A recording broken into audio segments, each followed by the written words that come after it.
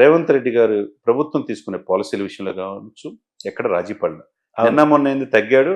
Revanth Reddy central నుంచి రాహుల్ గాంధీ మొట్టికాయలు వేశారు. కాబట్టి రాజీకి వచ్చేశారు. దిల్ రాజును పంపించాడు. ఇండస్ట్రీతో రాజీకు వచ్చేసాడని చెప్పి చాలా మంది అనుకున్నారు.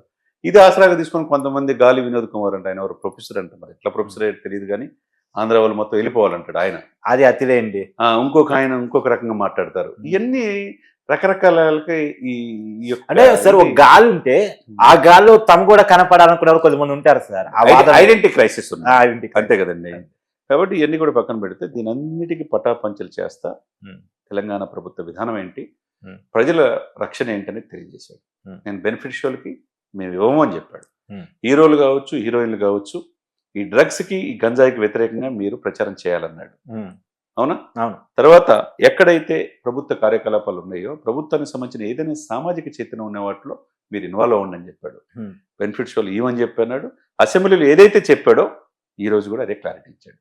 ఫిలిం డెవలప్మెంట్ కార్పొరేషన్ ప్రతినిధిగా దిల్ రాజు ఉంటాడు, మీలో ఒకడు. కాబట్టి ఏ సమస్యలు ఉన్నా ప్రభుత్వం తరపున నేను ఎప్పుడు కూడా 24 గంటలు అందుబాటులో ఉంటానని చెప్పాడు. ఒక వారధిలాగా.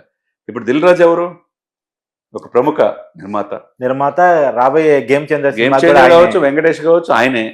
ఓ రకంగా ఆయనకి బెనిఫిట్స్ ఇవన్నీ లేకపోతే దెబ్బ. ఇవన్నీ విపత్కరమైన పరిస్థితులకి గట్టెక్కాలంటే ప్రభుత్వంతో ఉండాలి.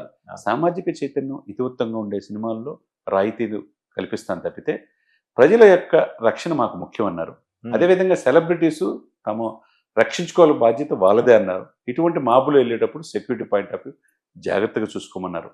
సినిమా టికెట్ రేట్ విషయంలో కూడా ఎక్కడ కూడా కలిపి బౌన్సర్ విషయంలో కూడా బౌన్సర్ విషయంలో తాట తీస్తామని చెప్పారు. కాబట్టి ఇక్కడ ఏంటంటే ప్రభుత్వం ఉన్నది, ప్రభుత్వంలో ఆర్థికంగా ప్రభుత్వం ఇండస్ట్రీలు రావడానికి కూడా మీరు చేయూతనించి అందించండి అన్నారు.